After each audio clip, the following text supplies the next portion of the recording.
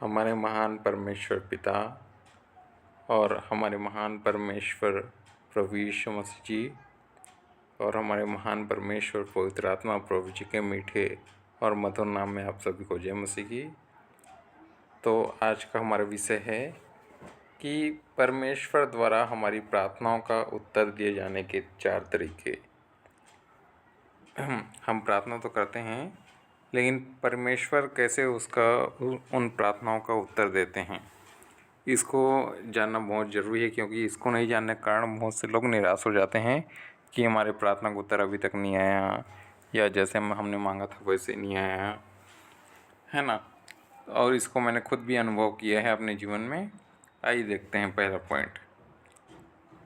कभी कभी तुरंत तो परमेश्वर हमारी प्रार्थनाओं का उत्तर कभी कभी तुरंत दे देते हैं। मैंने अपने जीवन में महसूस किया है, देखा भी है और आज भी देखता हूँ। ठीक है, आइए पढ़ लेते हैं। दानियल 9:21 से 23 में लिखा है, तब वह पुरुष जिब्राइल जिसे मैंने उस समय देखा जब मुझे पहले दर्शन हुआ था, उसने वेग से उड़ने की आज्ञा पाकर सांझ के अन्य बंदी के समय मुझको छू लिया और मुझे समझाकर मेरे साथ बातें करने लगा। क्या बातें करने लगा? उसने मुझसे कहा, हे दानियल, मैं तुझे बुद्धि और प्रवीणता देने को अभी निकल आया हूँ। अब 23 को ध्यान से पढ़ें। जब तू गिड़गिड़ाकर विनती करने लगा तब ही इसकी आज्ञा निकली। शब्द को ध्यान देंगे। जब तू गिड़गिड़ाकर विनती करने लगा तब ही इसकी आज्ञा निकली, मतलब तुरंत। इसलिए मैं तुझे बताने आया कि तू अति प्रिय ठहरा है, इसलिए उस विषय को समझ ले और दर्शन की बात का अर्थ बूझ ले। और यही बात है दानियल 10:12 में भी मिलता है हमको।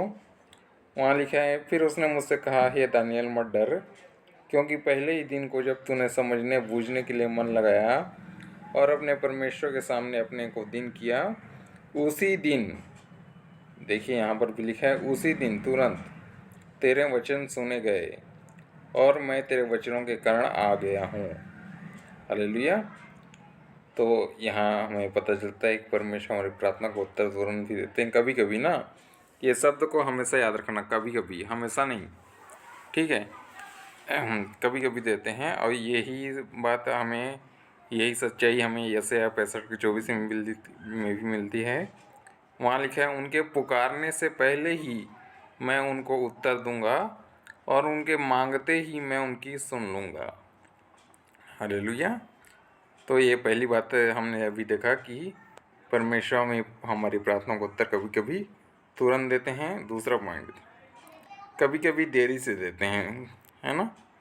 जैसे हमने अभी देखा, कभी कभी तुरंत देते हैं, तो उसका उल्टा है, कभी कभी देरी से भी देते हैं। ये कहाँ मिलेगा? लूका 18:7 और 8 में मिलेगा। लिखा है वहाँ, क्या परमेश्वर अपने चुने हुओं का न्याय न चुकाएगा? यहाँ प्रभु यीशु मसीह बात कर रहे हैं। क्या परमेश्वर अपने चुने हुओं का न्याय न चुकाएगा, जो रात दिन उसकी दुहाई देते रहते हैं, और क्या वह उनके विषय में देर करेगा? तो यहाँ वचन को पढ़ने से ही पता चल रहा है कि ऐसा लग सकता है हमको कि हमारे विषय में देर हो रहा है ना। आप हाबिल के बारे में भी सोच सकते हैं। उसका लहू भी पुकारता है कि उसका न्याय कब चुकाया जाए करके।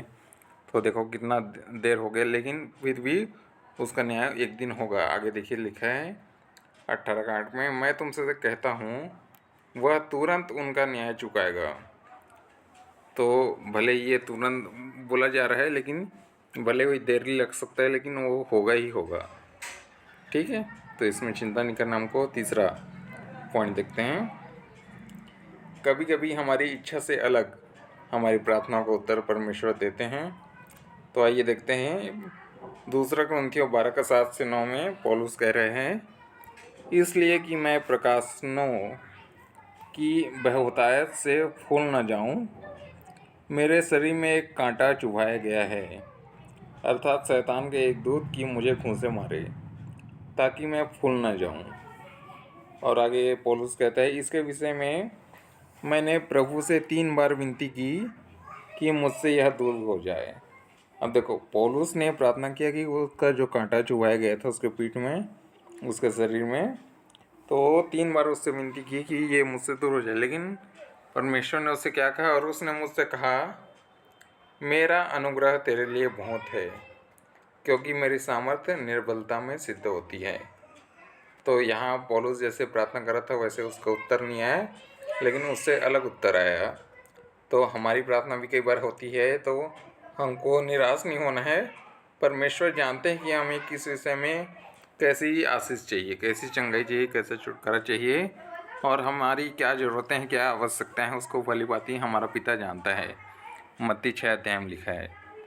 ओके, और चौथी बात देखते हैं। ये चौथा कारण है, ये चौथा तरीका है परमेश्वर को प्रार्थना को उत्तर देने का। तो चौथा तरीका है, कभी कभी वो हमारी उम्मीद से भी ज़्यादा देते हैं परमेश्वर। तो ये भी हमेशा नहीं है, लेकिन कभी कभी ये हमारी उम्मीद से भी ज़्यादा होता है। ये आप भी अनुभव कर सकते हैं, किए होंगे आपने भी, मैंने भी किया है। देखो, यिर्मयाह 33:3 में लिखा है, मुझसे प्रार्थना कर और मैं तेरी सुनकर तुझे बड़ी बड़ी और कठिन बातें बताऊंगा जिन्हें तू अभी तक नहीं समझता। और इफिसियों 3:20 में लिखा है, अब जो ऐसा सामर्थी है कि हमारी विनती और समझ से कहीं अधिक काम कर सकता है। वाह, फिर से पढ़ेंगे। ये वचन मुझे बहुत अच्छा लगता है।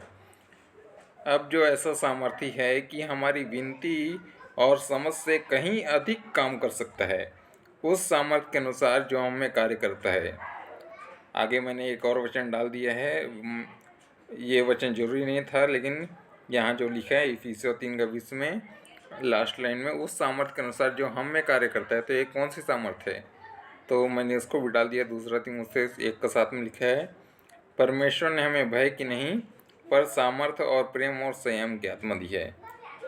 तो ये है हमारे परमेश्वर द्वारा हमारी प्रार्थना को उत्तर देने के 4 तरीके। तो सभी को, आप सभी को, हम सभी को परमेश्वर इन वचनों के द्वारा बहुत बहुत और बहुत आशीष दे। आमीन। ओके, जय मसीह, गॉड ब्लेस यू।